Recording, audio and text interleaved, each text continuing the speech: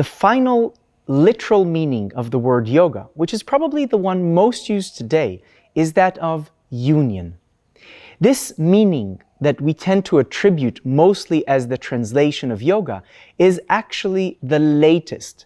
We find it first in a 4th century commentary by a person called Kaundinya to a 1st century philosophical text called Pashupata Sutra. Here the idea is that not only do we achieve a kind of connection with something, but of an actual union. So what is this union the yogis are talking about? What is the idea behind this? The idea here is that we are living an experience of separation, of a lack of unity, and that we can transform it and experience union. What does that mean? Look around yourself, especially if there is another living being, especially another human around you, but also just look at the world at the world at large. And do you ask yourself, do I feel separate from it, or do I feel united with it? Are you two people sitting there, or are you just one being? We live in a world of separation on so many levels. First of all, inside of ourselves. We lack an inner unity. We are fragmented. It's like we are made up of a myriad of parts, each one wanting something else. One part wants us to be in a relationship and the other part not. One part pulls us in one direction and another part pulls us in another direction. We feel this inner fragmentation as tension, as pain, as suffering, because we're literally being pulled apart in different directions. And this is painful. It would be painful physically, and of course it's painful emotionally and mentally. This lack of unity can be seen as a lack of unity between different levels of myself, that is, my body, my emotions and thoughts, aka my mind, and my spirit. For example, I might mentally know that eating sugar is bad for me if I am diabetic, for example. So my mind knows on one level that it's bad. My body might not want it. It might react to it adversely. But it might be that emotionally I have a craving for sugar. So there is a lack of unity between the different levels of who I am, a disparity between my body, that for it it's bad, it kills it, my emotions that really want it, and my mind that conceptually knows that I shouldn't have this. Another version of a lack of union between body and mind is when our body doesn't do what we want it to do. Maybe we want to take a yoga pose, but we just don't manage to do what our mind wanted. Maybe we're trying to run really fast, but our body doesn't support us.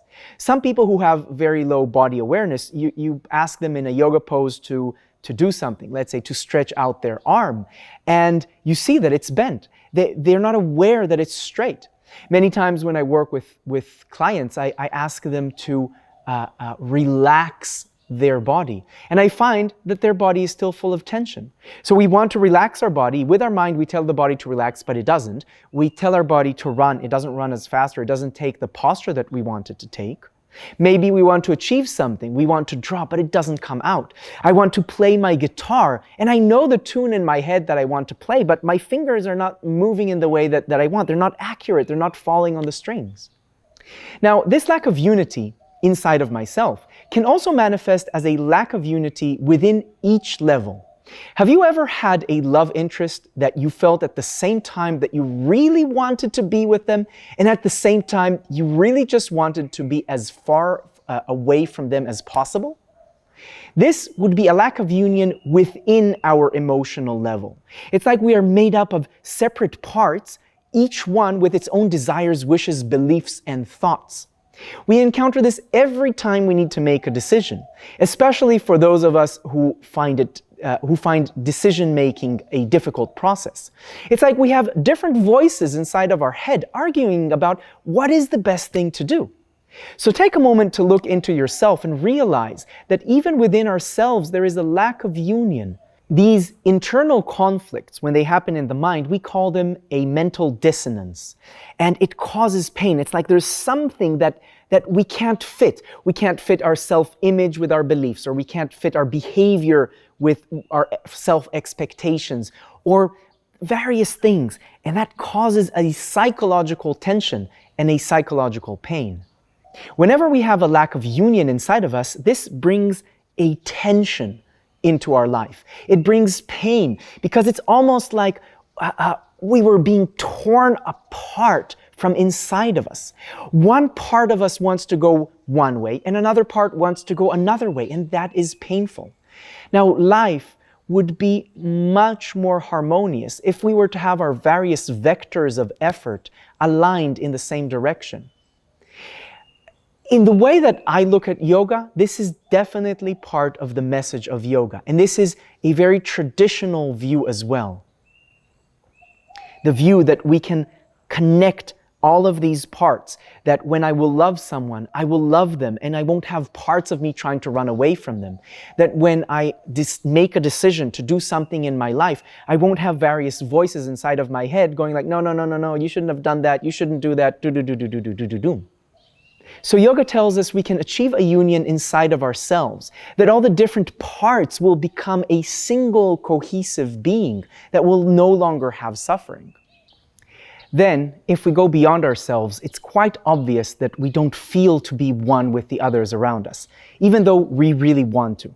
You can see it really clearly in relationships, especially loving relationships, where we have a desire to unite with the object of our love, no? Think especially about sexuality. If we really purify and distill sexuality, at its core, it is an attempt of two human beings to become united, to become one in a sense. What's funny is that if it is done right, then the outcome is 3 people at the least, maybe 4 or even 5, but definitely never 1. Physically, it can't happen. But on another level, maybe it can? The next level of union we can talk about is interpersonal union, union within society. Now, for now, I really want to keep it on a mundane level. And we can see the lack of union that is happening in society.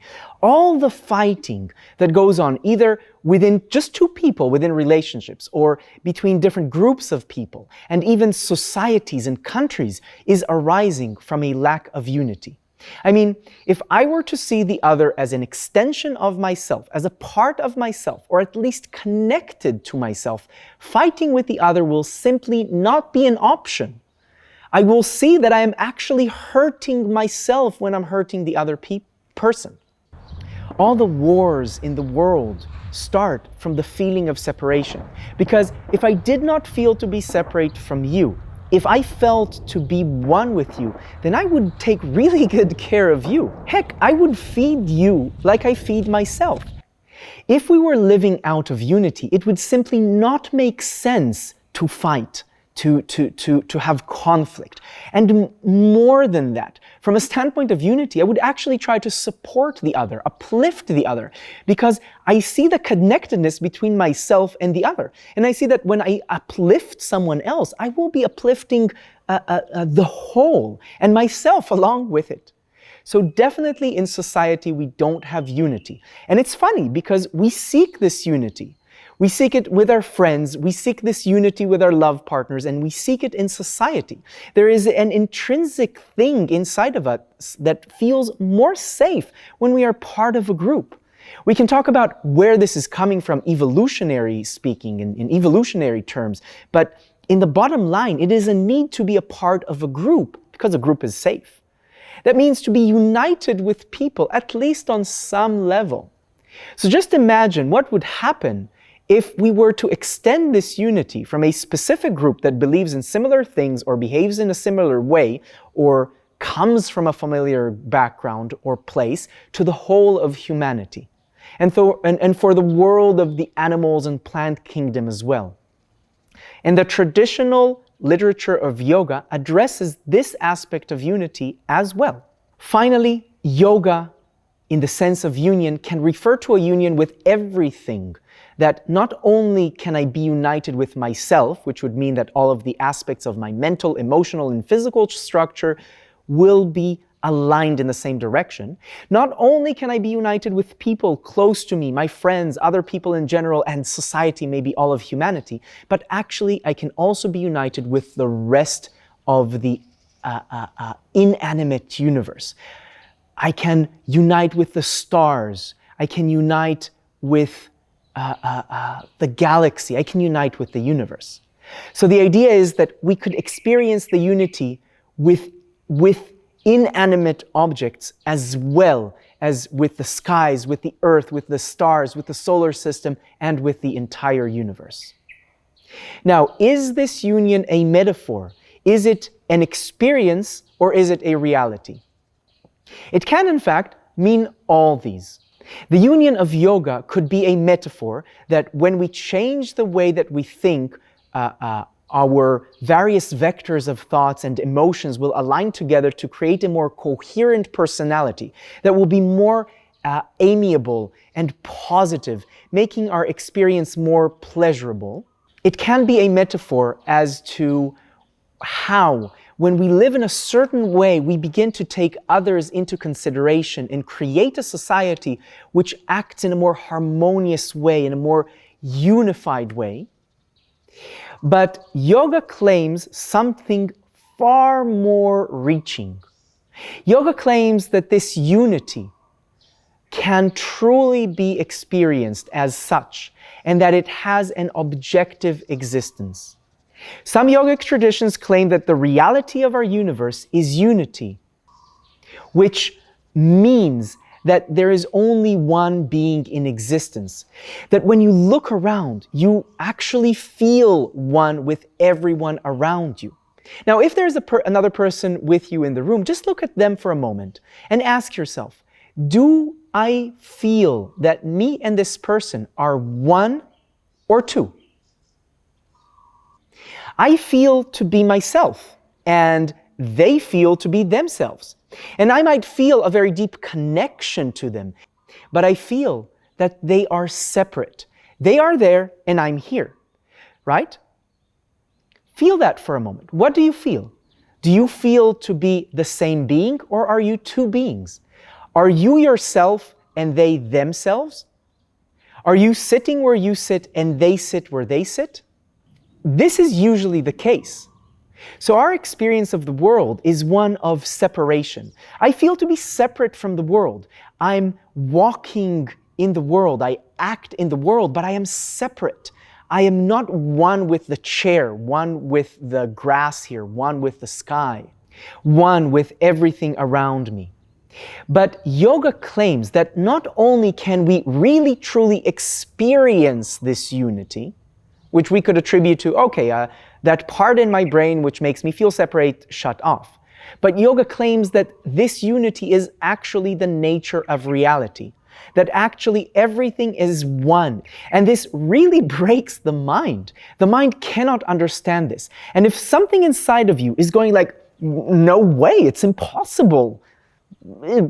It's really impossible. That part inside of you is the mind. And the reason why the mind can't understand this is because this experience is beyond the mind. This experience of unity only happens once we, even temporarily, move beyond the mind.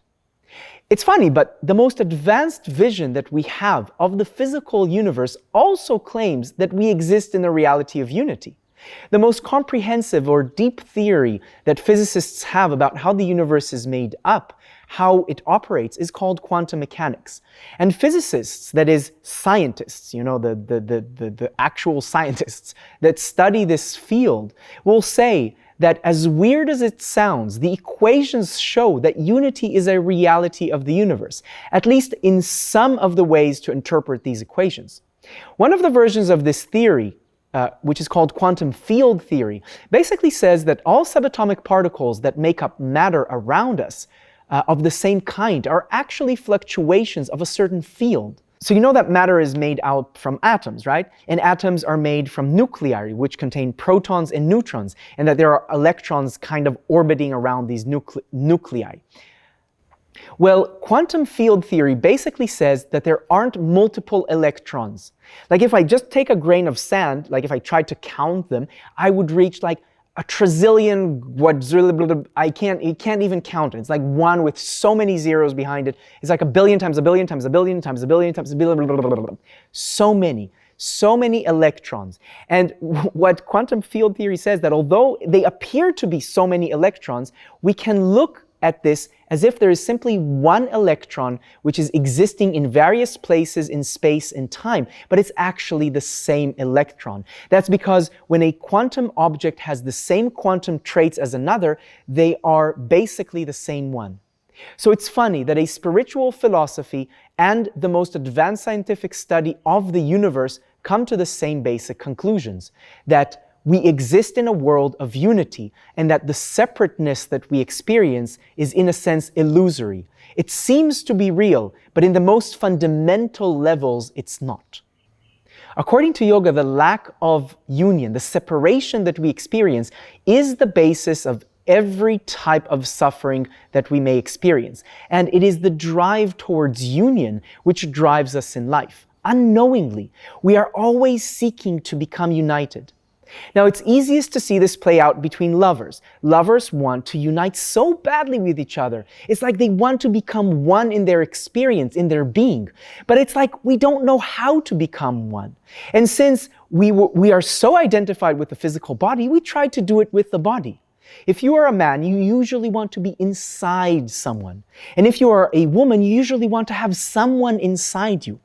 It mainly arises from how our bodies are constructed, although there are variations to this. And so lovers try to unite so much on the physical level, but the best outcome of this physical union is not that we will become one in our body, but that we will become 3 or 4 in our body. Because on the physical level, it's impossible for us to experience this unity. On the physical level, it exists in quantum mechanics, but not in the world that we experience.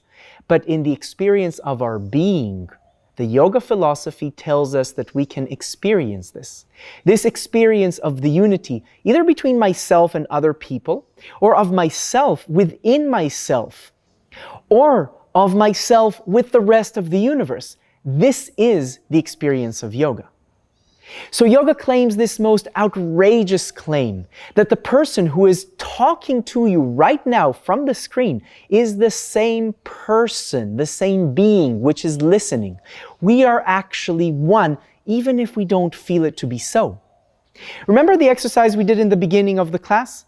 So take out your notebook again and take a look at what you wrote. And what I find in these exercises is that all the things that people bring up can be classified into one of 2 categories. Things which are an experience of unity, and things which are a method, a path towards that experience. So take a moment and pause the video and go over your list again and see which of the things that you wrote falls into each of these 2 categories. So if you said a way of life, that would be an experience. And if you say that it is a practice, then that would be a path. And when you're ready to come back to the video, come back to the video. So yoga would either mean the experience of experiencing the state of unity within myself, between myself and others, in between myself and the rest of the universe. These are experience of what are known as universal consciousness, because if there is a union, if there's a unity between myself and the rest of the universe, if the one who is looking, the consciousness that is looking through these eyes is the same consciousness that is looking through your eyes and through the eyes of everything and everybody around us, then my consciousness is the same as your consciousness, the consciousness of everybody, the sum total of every consciousness, and so the universal consciousness itself. So on the one hand, yoga would be this ultimate experience of unity with everything and everyone, being the entire universe. And at the same time, yoga would be the path that would bring us to that experience. And it is in this meaning of yoga as the path that we can get all the different types of yoga that we can find. Because along the path to this experience, to this unity, a lot of various other experiences can be unlocked. A lot can happen, a lot can develop, and a lot can be experienced. There are many gifts to receive along the path beyond just that experience of the ultimate unity.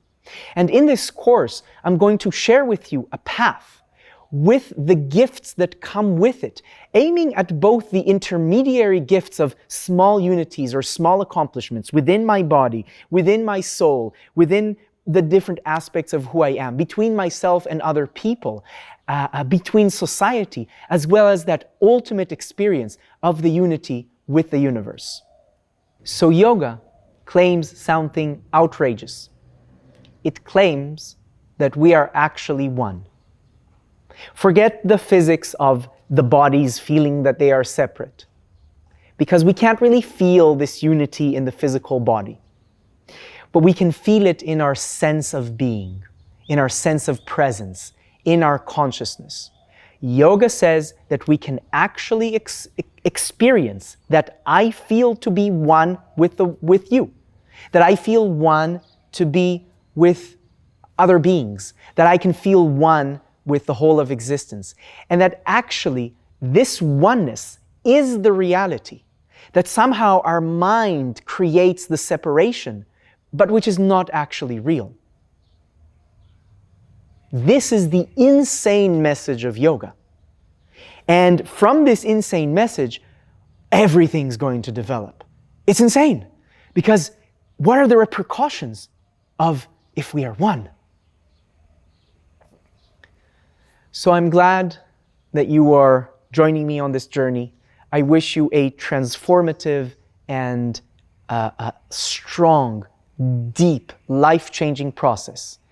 May we study together, may we grow together, may we evolve together.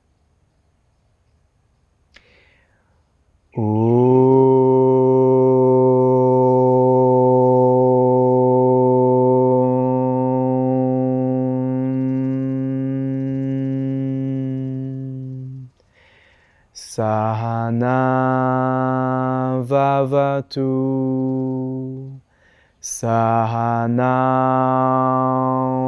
bhunaktu, Sahaviryam karavavahai, Tejasvina adhitamastu, Ma vidvishavahai.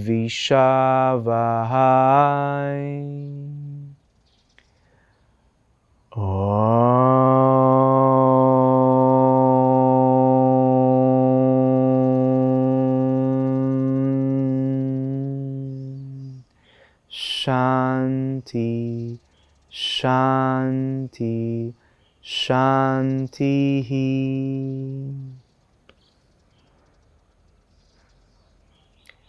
Until the next time we meet.